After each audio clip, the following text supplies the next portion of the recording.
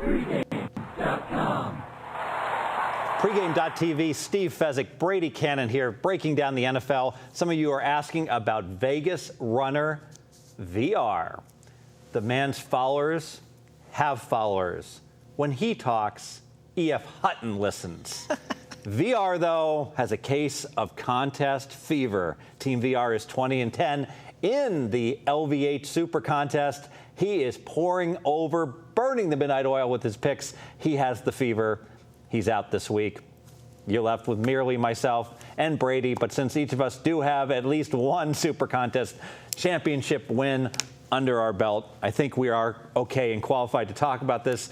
Dallas, Philly, America's favorite team. Dallas, 2 big games back-to-back. The game of the year against Denver, then the big divisional game against Washington. How much they're going to have in the tank for the Eagles here, Brady? Well, it's interesting that they go to a second straight division contest, but I agree with you that, it's going to be tough for them coming off of, that Denver game was just monumental. And you could make a case that they were going to slip against the Redskins, but they didn't. I did make that case. Did you? I came up short, yes. Yeah, and that was a tough one. I think the Redskins was a really obvious pick because of the success they've had there at Dallas as an underdog. They had come off the bye. I expected good things out of Washington as well. And it was good to see Romo and company respond, but now to ask them to do it again on the road, I think this might be a good spot for Philly. One thing about the Dallas-Washington game that stood out to my eyes, and I use I always do movie analogies, drives Brian Leonard crazy, so I do extra ones. But in the documentary Hoop Streams, they talk about William, and William is the star, and he's going to go to Marquette. They lock him all up, and he's a sophomore, and they blows out his knee. Hurts his knee, has multiple operations, and then he's a senior. He's back playing, he's starting, and one of his teammates says, back when William was a sophomore, we were all in awe of William. All the opponents were in awe. No one's in awe of him anymore. And I worry about RG3. I watch him. He's unable to break away with tackles. It sure looks like the linebackers are running every bit as fast as he's running. Right. And he just looks fragile out there like William did in Hoop Dreams. And there was one play where Romo should have gotten creamed. I don't know if you saw this. And there was a blitz, and he actually kind of semi-hurdled, jumped over the guy who took an inside path to him instead of an outside path, rolled out 3 steps and threw a touchdown pass. And that was a key play of the game. I was thinking to myself, that's the play RG3 is supposed to make, not Tony Romo. That's the play Tony Romo is supposed to get buried Drew Bledsoe style. Right. And is Romo suddenly more mobile in the pocket than RG3? I got major concerns about the Redskins quarterbacking situation because of that. But when it comes to Dallas, I've got more major concerns, but I can share some stats that I do, and I have someone put these together for me. Dallas is averaging 5.9 yards per play, giving up 6.1. Right. Their entire defensive line is injured. I saw a graphic where the 4 guys that they're going to have starting are either out or banged up right now. Ware's out, right? And now that their running back is probably not going to play as well. Right.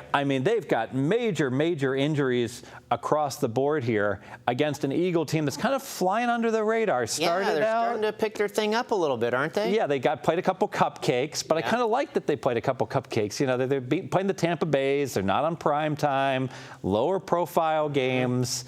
And I like the dual quarterback thing with the Eagles because I said, the Eagles are going to go in the tank because Vic's going to get hurt and he's going to play hurt. Yeah. But the fact he's not playing and they got Foles in there, I think a huge upgrade to all the other backups they had with Kevin Kolb and the like. Oh, he's been doing great.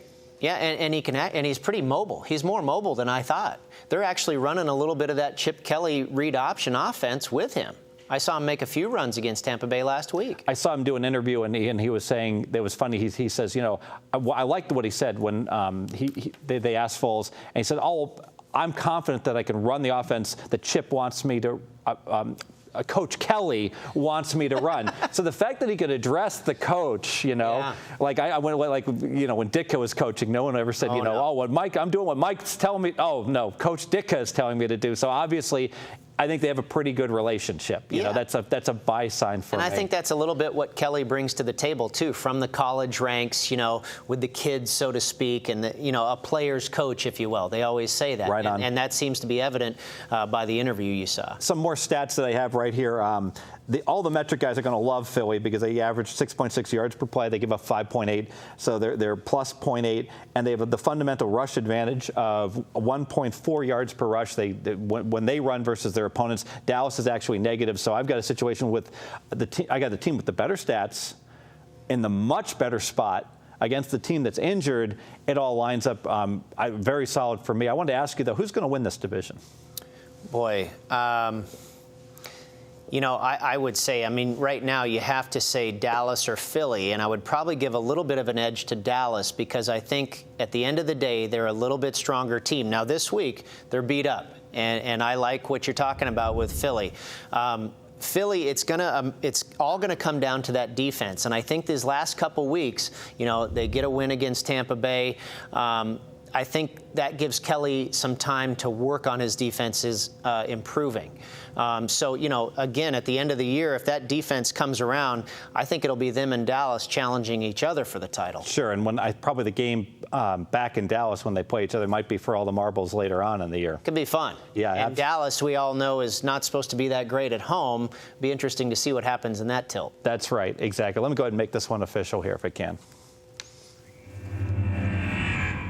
Your Philadelphia Eagles, they're laying -2.5. It's getting expensive, laying $1.20. This is my you must bet this one now game. We've been very good as far as predicting line moves and getting ahead of the curve with these.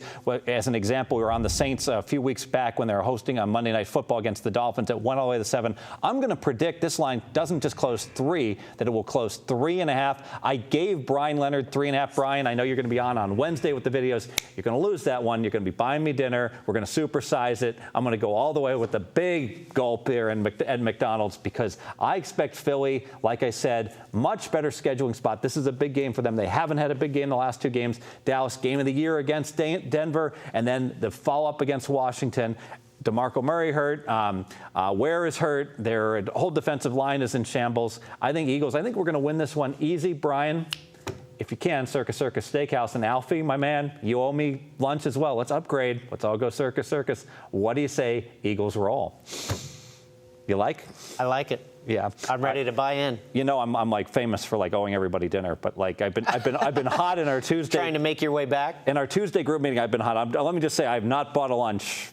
Like I've had my lunch comped the entire month in that meeting so far. Wow. So far, so good. You didn't just jinx yourself, did you? Well, I didn't go to the meeting this week, so I should be okay. Alf Mosqueda just sent me a text. He said, I hope you can come to the meeting. He says, because I owe you lunch.